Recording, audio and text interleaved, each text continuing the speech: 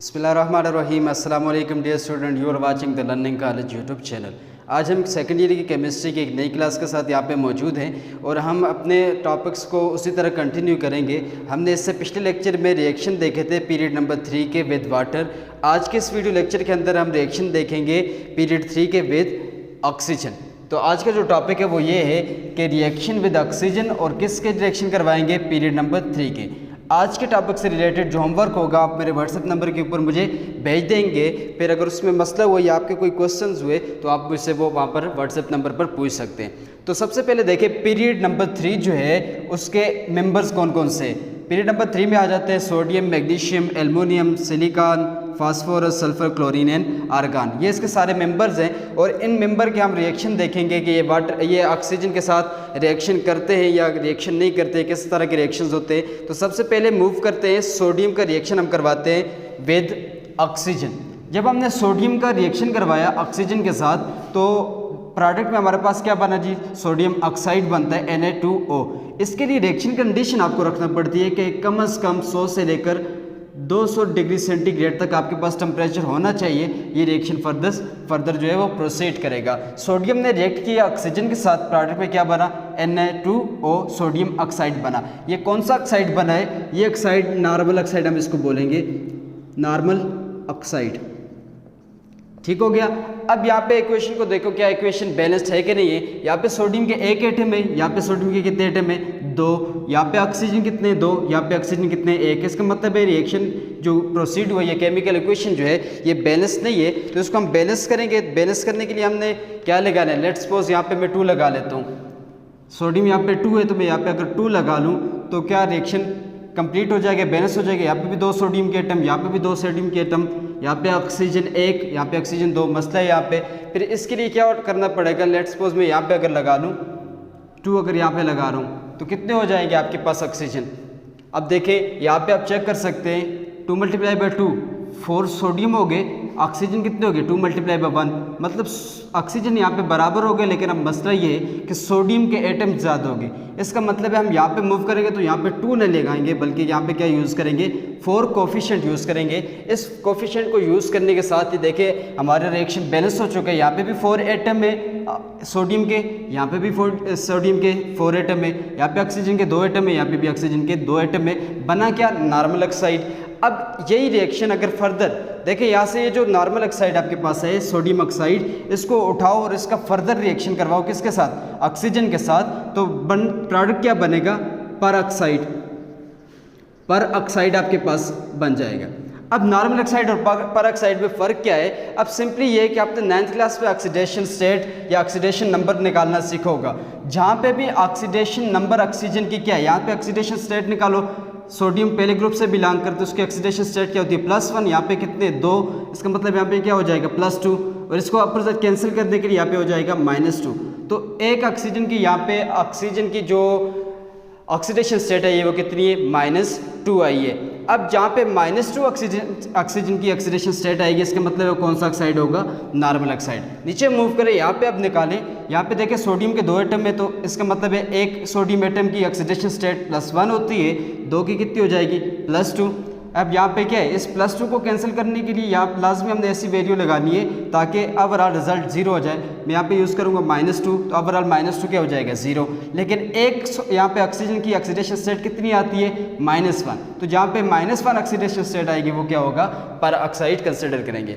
अब ये रिएक्शन जब प्रोसीड होगा तो लाजमी बात याद रखनी है, सोडियम जब रिएक्ट करेगा ऑक्सीजन के साथ तो बर्न करेगा। सोडियम बर्न विद ऑक्सीजन क्या करेगा जी, उसके बाद फ्लेम प्रोड्यूस होगा और उस फ्लेम का कलर क्या होगा, पेल येलो फ्लेम प्रोड्यूस करेगा। और प्रोडक्ट में आपको जो ये चीज़ बना के दे रहे हैं सोडियम ऑक्साइड, सोडियम पर ऑक्साइड, ये कौन से कलर का मिक्सचर होगा, ये वाइट सॉलिड मिक्सचर बनेगा। बात clear, sodium burn with oxygen, pale yellow flame बनेगा और प्रोडक्ट जो आपके पास होगा वो वाइट सॉलिड मिक्सचर होगा। इसी तरह नेक्स्ट रिएक्शन करवाओ नेक्स्ट मेंबर का। नेक्स्ट मेंबर है मैग्नीशियम।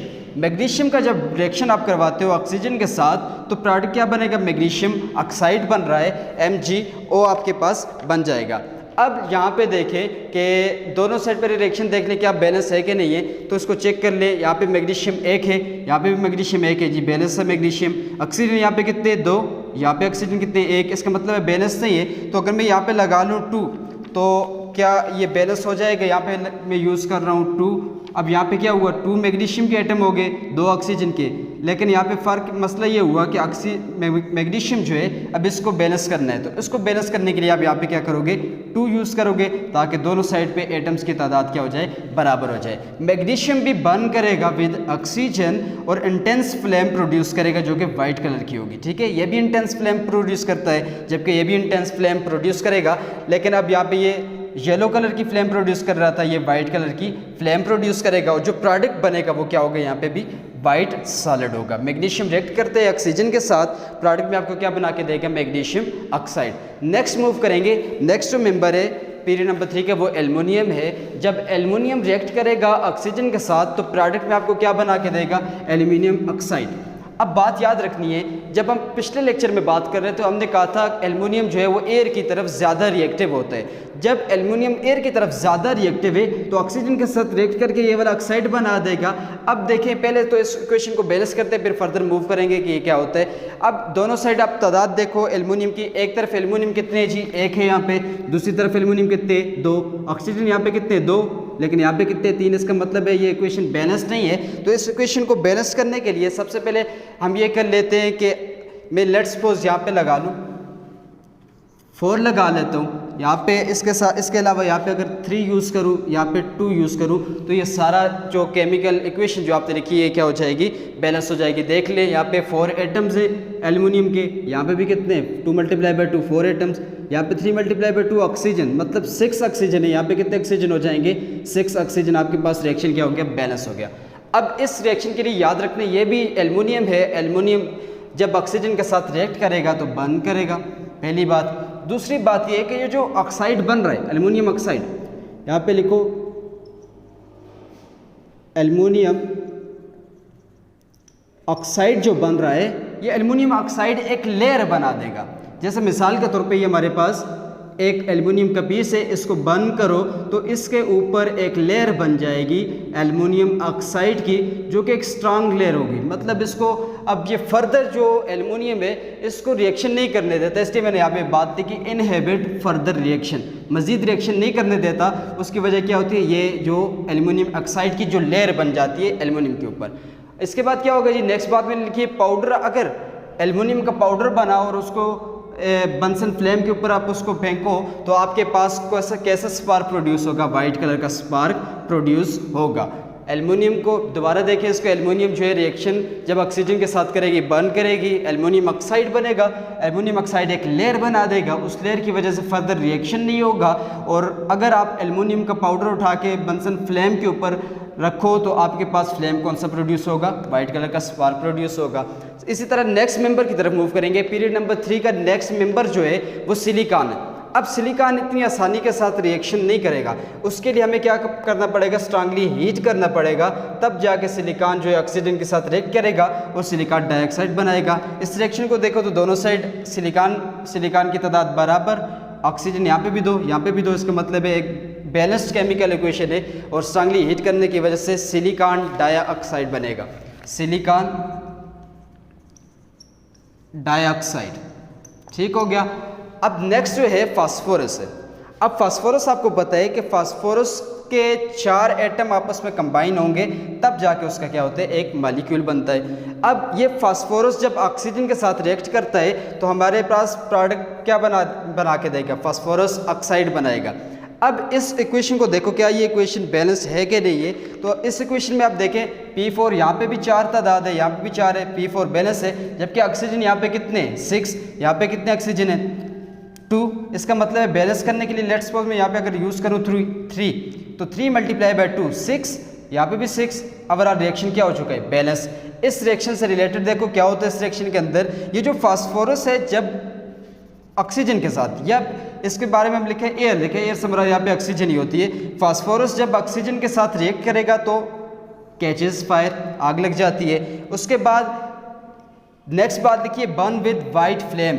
ठीक है, जब ये जलेगा तो कौन सी फ्लेम प्रोड्यूस करेगा, वाइट फ्लेम प्रोड्यूस करेगा। नेक्स्ट बात कि produces cloud of white smoke. ये जो वाइट कलर की फ्लेम है, जब इसके प्रोडक्ट बनेगा तो कैसा प्रोडक्ट बनेगा? क्लाउड की तरह बनेगा। और वो क्या होगा? स्मोक जिस तरह होती है उस तरह क्लाउड नुमा एक वाइट कलर का बन जाएगा। और रिजल्ट में हमारे पास दो प्रोडक्ट बनते हैं। लेट्स सपोज अगर ये लिमिटेड अमाउंट में ऑक्सीजन इसको प्रोवाइड करो तो ये रिएक्शन प्रोसीड करेगा। अगर इस लिमिटेड अमाउंट को ज़्यादा कर दो, एक्सेस में ऑक्सीजन को रखो, तो एक प्रोडक्ट नया प्रोडक्ट बनेगा। तो हम यहाँ पे लिख लेते हैं कि mixture of P3 and P5 is formed. Same यहाँ पे भी ये ऑक्सीडेशन स्टेट निकालोगे। यहाँ पे जो इसकी ऑक्सीडेशन स्टेट आती है वो +3 आती है, इसलिए हम इस कंपाउंड को क्या बोलते होते हैं? Phosphorus 3 oxide. ठीक है, फास्फोरस 3 ऑक्साइड, क्योंकि यहाँ पे ऑक्सीडेशन स्टेट निकालो, फास्फोरस की ऑक्सीडेशन स्टेट +3, जिसकी वजह से इसका नाम क्या होगा? Phosphorus 3 oxide. अगर इस ऑक्सीजन की अमाउंट को हम ज़्यादा कर दें, एक्सेस अमाउंट पे हम यूज़ करें, तो एक और प्रोडक्ट आपके पास बनता है। फास्फोरस ऑक्सीजन के साथ रिएक्ट करेगा, P4O10 ऑक्साइड, ये वाला बनाएगा। अब यहाँ पे पहले रिएक्शन को देखो क्या बैलेंस है कि नहीं है। P4 की तादाद तो दोनों साइड बराबर है, इसका मतलब है बैलेंस्ड है। ऑक्सीजन देखो दोनों तरफ, यहाँ पे ऑक्सीजन की तादाद कितनी है? 2, यहाँ पे ऑक्सीजन कितने हैं? 10। तो इसका मतलब अगर बैलेंस करने के लिए मैं यहाँ पे वर्ड 5 यूज़ कर लूँ कोफिशिएंट, तो दोनों साइड के ऊपर यहाँ मल्टीप्लाई करें 10 ऑक्सीजन हो जाएंगे, यहाँ पे भी 10 ऑक्सीजन, यहाँ पे 4 फास्फोरस, यहाँ पे 4 फास्फोरस। ये इक्वेशन आपके पास क्या हो गई? ये बैलेंस हो गई है। अब यहाँ पे इस ऑक्साइड को क्या बोलेंगे? यहाँ पे इस ऑक्साइड की गैस में अगर P4 की आप ऑक्सीडेशन स्टेट निकालो तो आपके पास क्या आएगी? 5। इसलिए इसको क्या बोलते होते हैं? फास्फोरस 5 ऑक्साइड भी इसको बोलते हैं। सेम कंडीशन यही होगी, ये जब आग के साथ, जब ये एयर के साथ रिएक्शन करेगा, catches fire, white flame, cloud of white smoke is formed. Next reaction है सल्फर का। सल्फर जब ऑक्सीजन के साथ रिएक्ट करेगी तो सल्फर डाइऑक्साइड बनाएगी। उसके लिए क्या है? सल्फर भी एयर के साथ जब रिएक्शन करेगी तो बर्न करेगी और ब्लू कलर का फ्लेम प्रोड्यूस करेगी यहाँ पे। और जो प्रोडक्ट होगा वो कौन सा होगा? Colourless sulphur dioxide is form. Next जो है इसके दो मेंबर्स रह गए, क्लोरीन और आर्गन। अब क्लोरीन का रिएक्शन अगर आप करवाओ किसके साथ? ऑक्सीजन का। लेट्स सपोज क्लोरीन का ऑक्सीजन करवाओ, इसके साथ क्लोरीन का रिएक्शन ऑक्सीजन के साथ करवाओ, जो प्रोडक्ट बनेगा वो क्या होते हैं? लेस स्टेबल प्रोडक्ट होते हैं। लेस स्टेबल प्रोडक्ट बहुत ही कम स्टेबल होते हैं। इसलिए जो क्लोरीन है वो ऑक्सीजन के साथ रिएक्शन नहीं करता, इसलिए हम लिखते होते हैं कि क्लोरीन रिएक्शन नहीं करेगा किसके साथ? ऑक्सीजन के साथ। ठीक हो गया, लेस स्टेबल प्रोडक्ट होने की वजह से। नेक्स्ट जो लास्ट मेंबर है वो आर्गन है। और आर्गन के बारे में आपको पता है कि ऑलरेडी क्या है? स्टेबल है, और स्टेबल होने की वजह से किसी भी किस्म के केमिकल रिएक्शन के अंदर ये क्या पार्टिसिपेट नहीं करता। जब केमिकल रिएक्शन के अंदर पार्टिसिपेट नहीं करेगा तो ऑक्सीजन के साथ रिएक्शन नहीं शो करता। तो आज के इस वीडियो लेक्चर के अंदर हमने केमिकल रिएक्शंस देखे विद ऑक्सीजन। ठीक है, पीरियड नंबर 3 के केमिकल रिएक्शन देखे विद ऑक्सीजन। और इससे रिलेटेड होमवर्क यही है कि आप इस पूरी केमिकल रिएक्शन को अपनी कॉपीज़ के ऊपर लिख लेंगे पूरा और इसकी प्रैक्टिस करेंगे। अगर आपको ये केमिकल इक्वेशंस लिखना आ गई तो उसका मतलब आपका एक क्वेश्चन बोर्ड के लिहाज से सॉल्व हो जाएगा। आप इससे रिलेटेड ये जो होमवर्क दिया है आप मेरे व्हाट्सएप नंबर पे भेजेंगे। Thanks for watching video.